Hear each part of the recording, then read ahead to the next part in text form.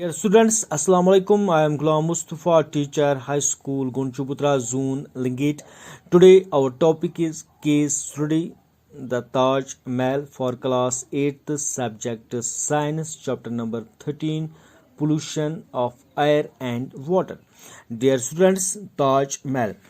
The charmful museum built in pure and white marble was erected by the Emperor Shah Jahan in the memory of his beloved wife Mumtaz Mahal. Probably it is the only monument in the world to reflect the eternal love of a king for his queen. Dear students, Taj Mahal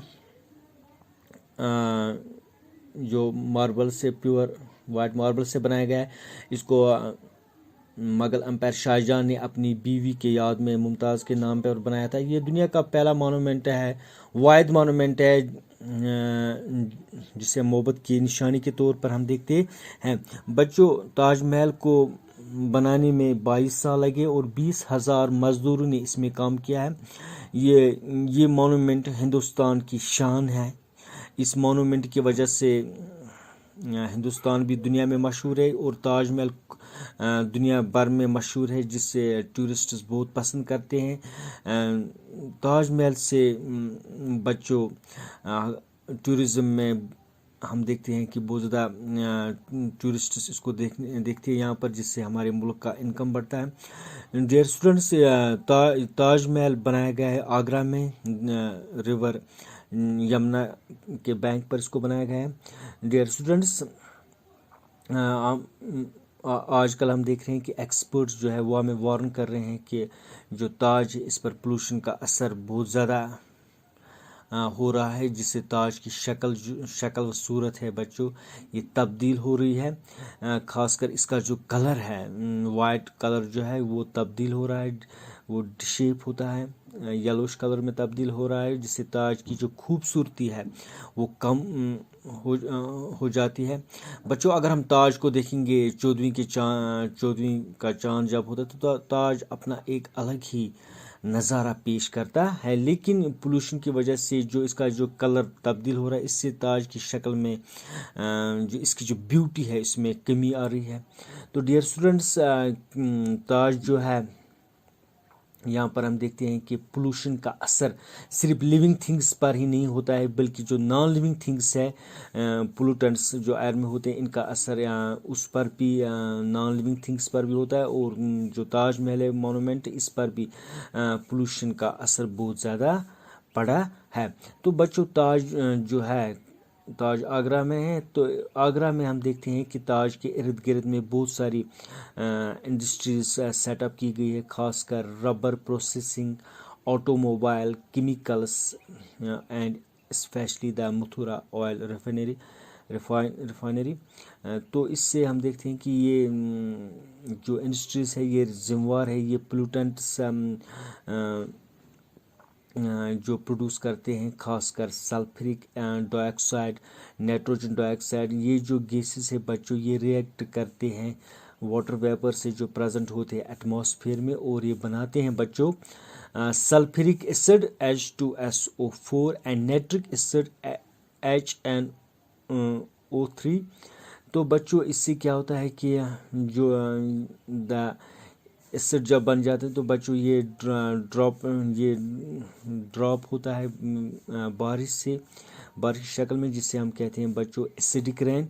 acidic rain से बच्चों क्या होता है कि जो marbles होते हैं, इस मार्बल्स को ये कोरिडस करते हैं, मतलब इस एसिड से मार्बल ख़राब होता है, गल जाता है, सड़ जाता है, इसमें खराबी पैदा होती है इस एसिड से।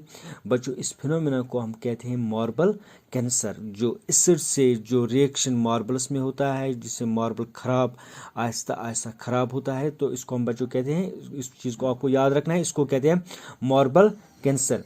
तो हम यहाँ पर देखते हैं कि जो इसके इर्द गिर्द जो इंडस्ट्री से इनकी वजह से मार्बल की जो शक्ल बदल गई है, इससे ताज पर बहुत ज़्यादा असर पड़ा है। तो बच्चों सुप्रीम कोर्ट ने इस बारे में काफ़ी डायरेक्शंस, काफ़ी इकदाम उठाए और काफ़ी डायरेक्शंस भी उन्होंने दी थी कि खासकर जो ताज जो आगरा का जून है, ताज का जून है बच्चों, इसमें इंडस्ट्रीज़ को कहा गया है कि आप CNG से LPG का इस्तेमाल करो, या यहाँ जो ताज के एरिया में जो ट्रांसपोर्ट ऑटोमोबाइल चल रहे हैं उनको भी ये स्ट्रिक्ट हिदायत दी गई कि CNG और LPG का इस्तेमाल किया जाए ताकि पोल्यूशन को कंट्रोल किया जा सके, और जो ये ताज महल है जो हमारा एक खूबसूरत मोनूमेंट है, जो हमारे मुल्क की शान है, इसको बचाया जा सके।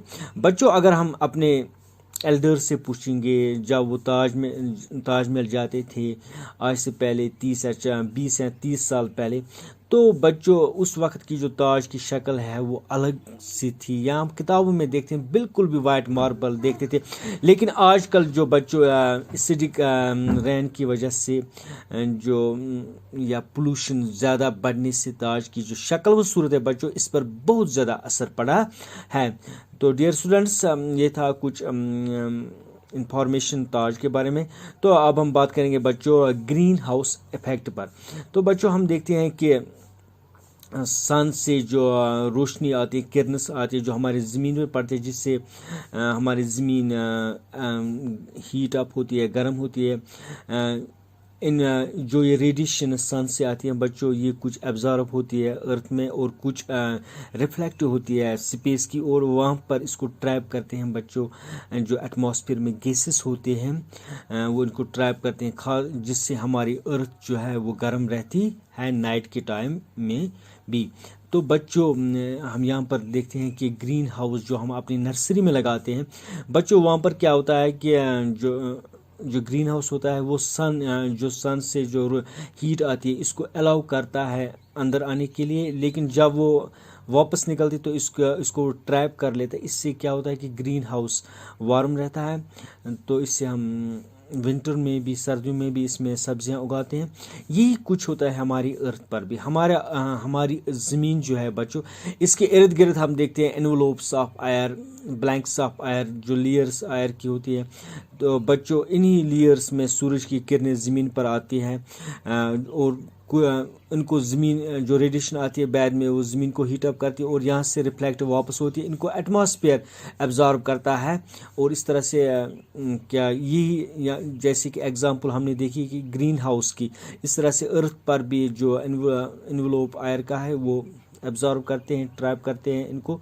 यहाँ पर हमारे एटमॉस्फेयर में जो ग्रीन हाउस गैस से CO2 हम देखते हैं, CO2 मैन कंपोनेंट है, हम देखते हैं जो ट्रैप करता है इसको बच्चों। मगर आजकल जो CO2 है इसकी मकदार हमारे एटमॉस्फेयर में बहुत ज़्यादा कम है, इसकी क्वांटिटी बिल्कुल कम है, लेकिन अब ह्यूमन एक्टिविटीज़ की वजह से CO2 की जो मकदार है बच्चों वो एटमॉस्फेयर में बढ़ रही है, जिससे क्या होता है जब इसकी मकदार ज़्यादा बढ़ने लगी है। दूसरा पॉइंट ये है कि एक तो हम CO2 कार्बन डाइऑक्साइड यहाँ पर ज़्यादा प्रोड्यूस करते हैं, सेकंड कि हमने जंगल बहुत ज़्यादा काट लिए हैं क्योंकि पेड़ CO2 का इस्तेमाल करते हैं, जिस वजह से बच्चों जब हमने डिफॉरेस्टेशन ज़्यादा की तो इसकी मकदार एटमॉस्फेयर में बढ़ने लगी। इस वजह से जो रेडिएशन आती है जो बाद में जब वो रिफ्लेक्ट होती है तो इनको एब्जॉर्ब करते हैं, तो इससे क्या होता है कि जहाँ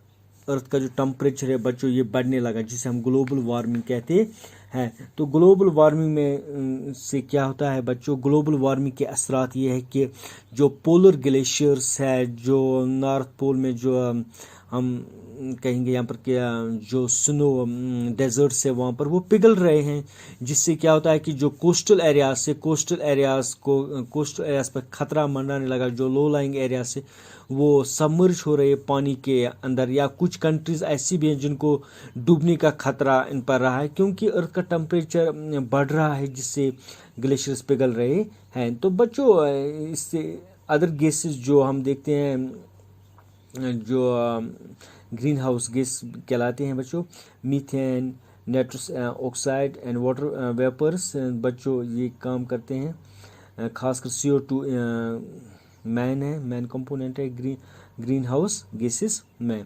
तो dear students, I hope you understand. Thank you.